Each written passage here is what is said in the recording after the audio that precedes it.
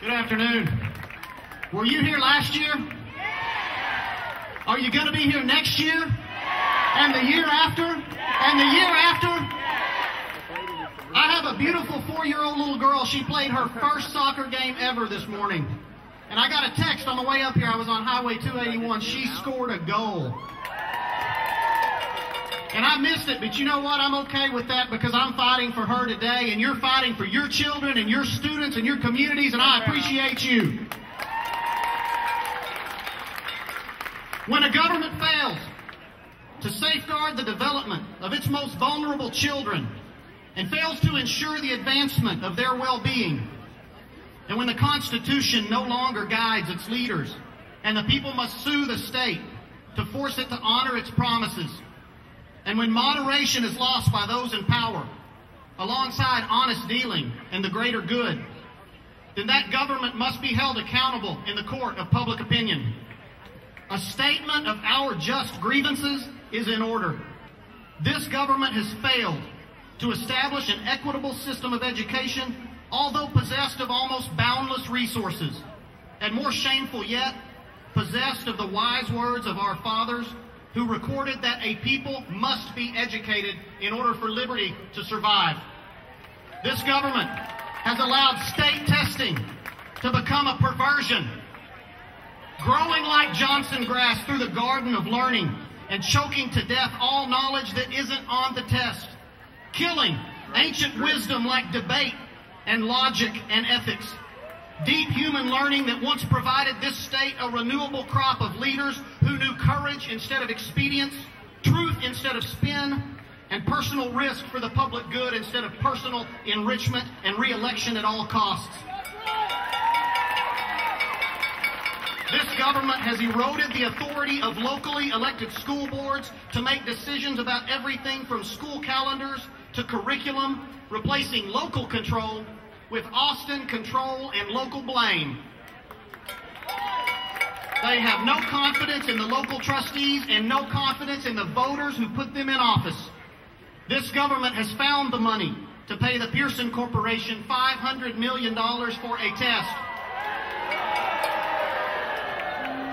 while cutting $5 billion from the fund that pays teachers' salaries. We cut Texas Job to fatten wallets in London. This government has financed never-ending tax breaks for incredibly wealthy businesses by wringing our classrooms like a washcloth. This government has mandated so much remediation in tested subjects that vocational training won't fit into student schedules. This government has imperiously decided that all children are college-bound whether they like it or not. It has encouraged the proliferation of tax-funded for-profit schools that kick out and keep out the students who are hardest to teach, because when it's about profit, it's not about kids.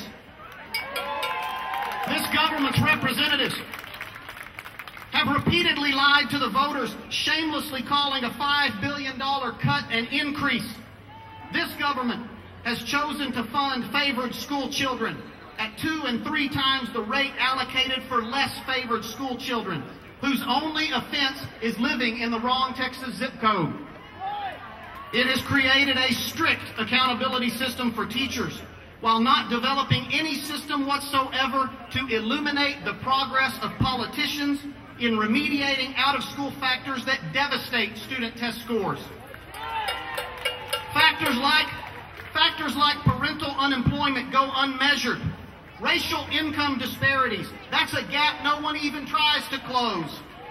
Child homelessness is irrelevant. Crime and incarceration rates for fathers are too unimportant to track. Rates of drug abuse and child abuse and preventable illness do not matter, because those are factors that lay squarely within the politician's realm of responsibility. And they just keep getting worse. But they don't want to talk about the gaps in their data. They want to talk about the gaps in the classroom. They want to decry the status quo in the classroom and preserve the status quo in Austin. If the teacher's the quarterback, Congress is the offensive line. Their performance impacts our performance. But they keep letting us get sacked by poverty, broken homes, student mobility, hunger, and health care. And they just say oops as that linebacker blows by them and buries his face mask in our chest.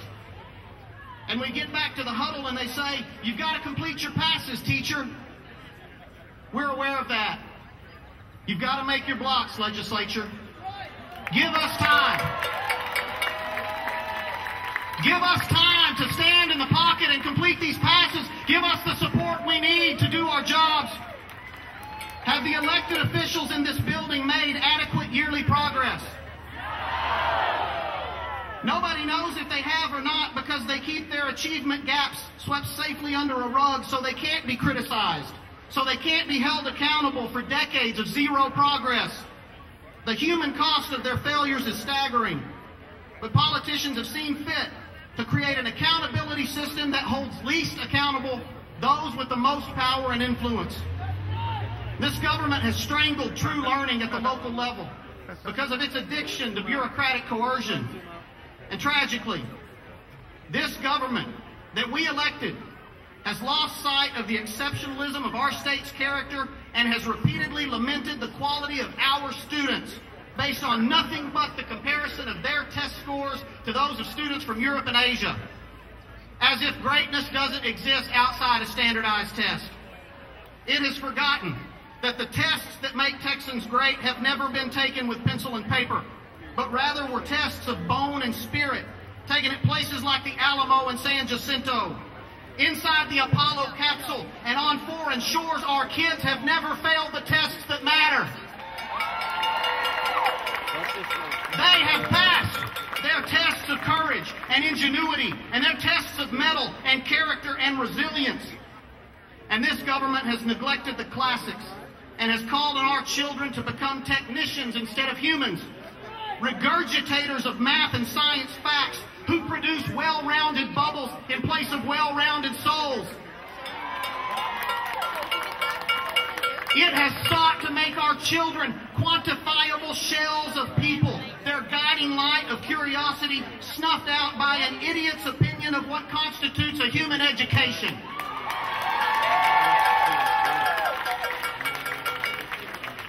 These and other grievances were patiently borne by the teachers of Texas until they reached that point at which patience is no longer a virtue. We appealed to our government last spring in this very spot. We called upon those in power to encourage and support the teachers who day by day struggle to educate the poorest children in the most neglected corners of this state.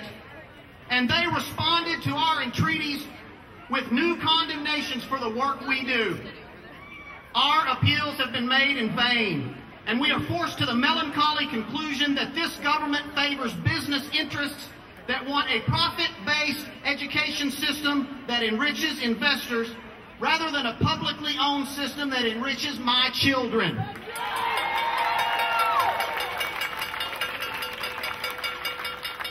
You can keep your for-profit schools. I want a locally elected school board that answers to me, to parents and local taxpayers, not to shareholders. I want a quality public education for all Texas children. I want adequate and equitable funding so that families in every part of this state can count on the consistent quality of our school system like we count on the consistent quality of our interstate highway system. Because we don't want to wreck our children any more than we want to wreck our cars. Texas officials, you build your hateful machine that blames teachers for the failures of politicians. We'll still be here teaching when your engine of shame is laid upon the scrap heap of history. And for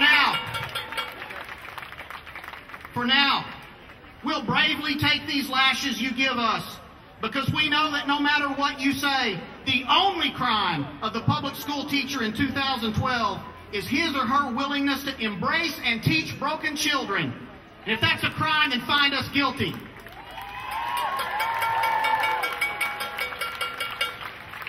If caring for the least of these makes us unacceptable, then bring on your label gun because we're not afraid. Thank you.